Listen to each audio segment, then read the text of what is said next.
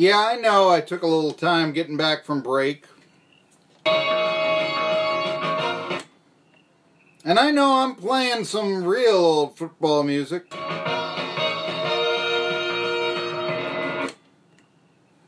But this really sounds like a linebacker crunching a running back, doesn't it?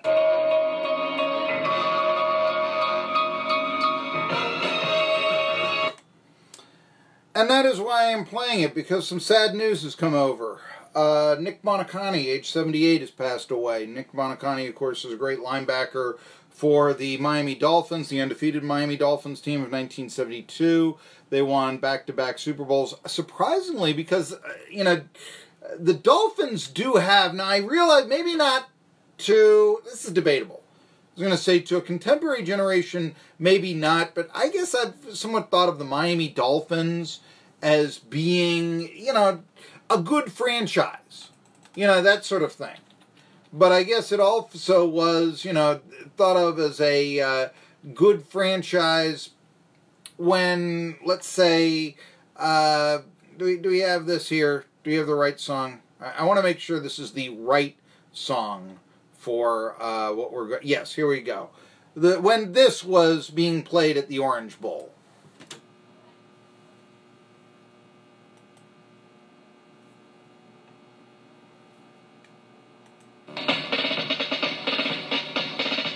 Miami has the Dolphins, the greatest football team. We take the ball from goal to goal like no one's ever seen. We're in the air, we're on the ground, we're always in control. And when you say Miami, you're talking Super Bowl, 'cause we're the Miami Dolphins, Miami Dolphins, Miami Dolphins. Dan Dierdorf once said this, there was a never-ending battle between the Houston Oilers and the Miami Dolphins on who really owned this song. Yes, it was played, even in the Joe Robbie Stadium era. Is it still played? I don't know.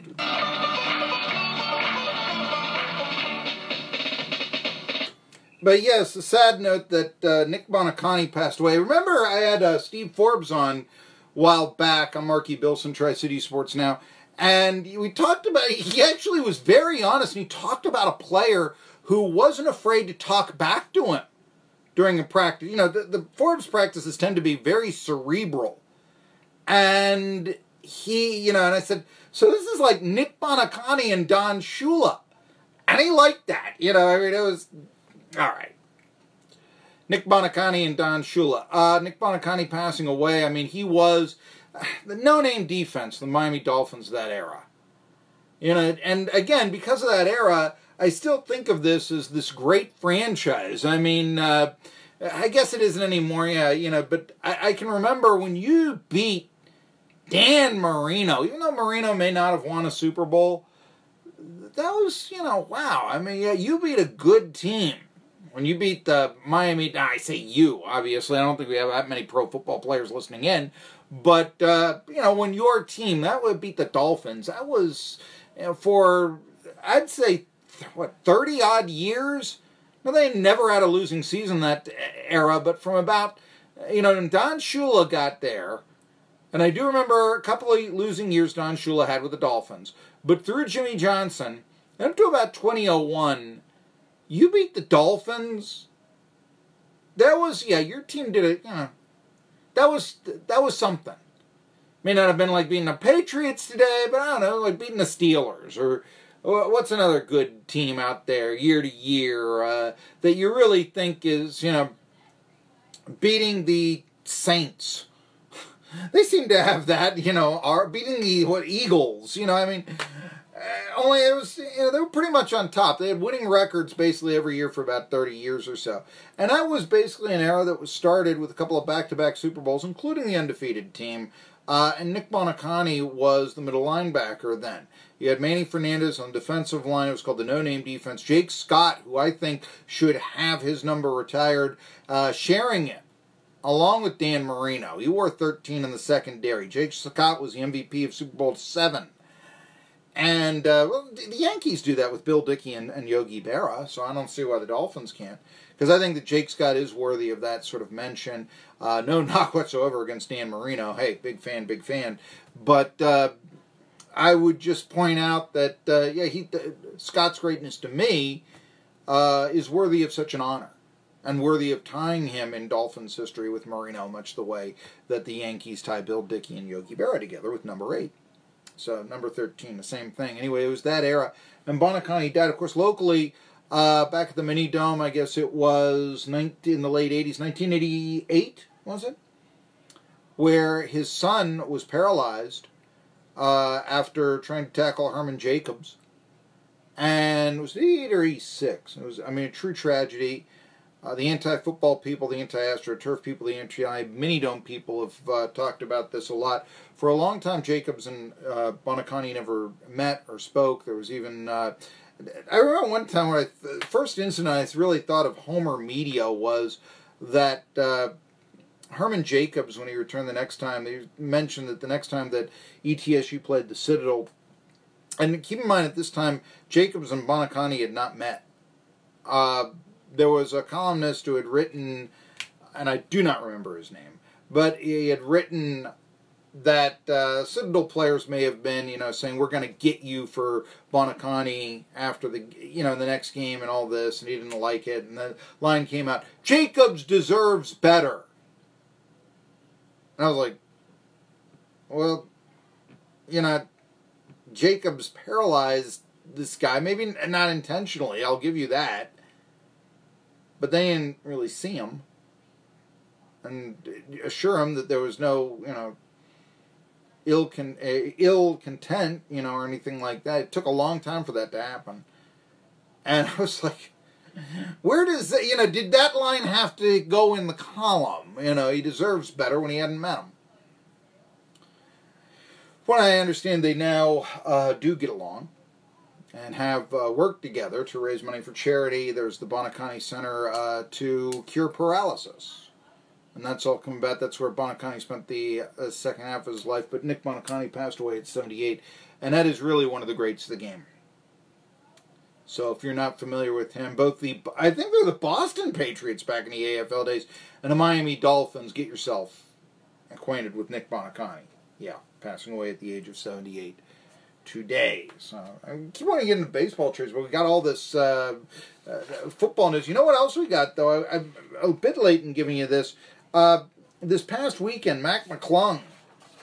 Could Mac McClung be the first NBA player from the Tri-Cities? Gate City's the Tri-Cities, right? Come on, Because he was playing in the Night Pro City Jabbo Kenner Summer League. Do not ask me what that is.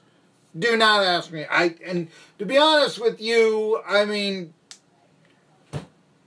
Georgetown U sophomore had a pair of productive games for A. Wash and Associates this past weekend. Some team names, huh? But what he did do is score 25 points on Saturday as his team in A. Wash and Associates earned a 91-85 victory against the Tombs. This is, as I mentioned before, the 4th anniversary of the passing of Roderick George Toombs, greatest pro wrestler ever, Rowdy Piper. On Sunday, he scored 22 points for his team in a 92-87 OT loss to Hoop Magic. Hoop Magic. Well, you got Fantasy League team names now? Hoop Magic. He even sent the game in OT to force with a big 3. Remember, he did that. It was against Villanova, wasn't it? He did that. Was Villanova or was he did that?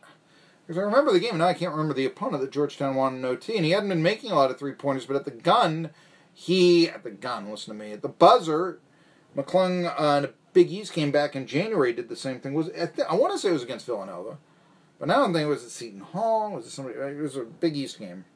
So forgive me here. 6'2", McClung is averaging 23 points a game in 4 Kenner League contests, and the playoffs will be next weekend. What do you think about that? Pretty good. So Mac McClung, could Georgetown be back? By the way, another college basketball note, of course, ETSU, next month they're going to go on this European trip. It is purely for, in some ways it's old ETSU because that is such a rich man's luxury. Ooh, our team's going to go on a European trip. On the other idea, and by that I mean when, David Mullins was scheduling Christmas trips to Hawaii for ETSU that nobody around here would go to. Or when David Mullins was saying things like, well, sure, we've lost the ASUN tournament, but not even saying that's my bad or explaining why. Try to say, this will give our fans the opportunity to visit other Atlantic Sun cities. Oh, yeah. Because anybody can just, in Johnson City and in the Tri-City, just snap their fingers, take a day off, spend all that money and go to Nashville or Macon or wherever. And, that is really what everybody wants to do. They don't want to have their games at home. No, they don't want that. They don't want playoff games. They don't want to see who's going to make the NCAA tournament in Johnson City. No, they want to drive to Macon, Georgia to see that. And he was trying to sell that off. Now, it's not going to be a big fan, but they've already started practicing in ETSU basketball. And the thing is, European trip, the Bucks are going to be out 3 players when they're playing their games. They're down Patrick Good, Jerome Rodriguez, and Vonnie Patterson, the newcomer. Good and Rodriguez, wait a minute. Good knee surgery, hopes to be back in the fall. That's beginning to be a red light now. Because Good was so ineffective at the end with his before his surgery. And wait a minute. That's not a good sign. You'd like him back by the European trip. So that's something to watch out for with ETSU. Anyway, I'll have some more things to say about this. We got to get to the baseball trades. We got to. You got Trevor Bauer throwing balls over center field, and now he's a member of the Cincinnati Reds. We got the Cincinnati Reds fighting the Pittsburgh Pirates. One guy saying, I will take on the whole team. Didn't work out so well. You might not think it was. It was Gallipoli on a baseball field. Tri-City Sports Now. Barter Theater is a world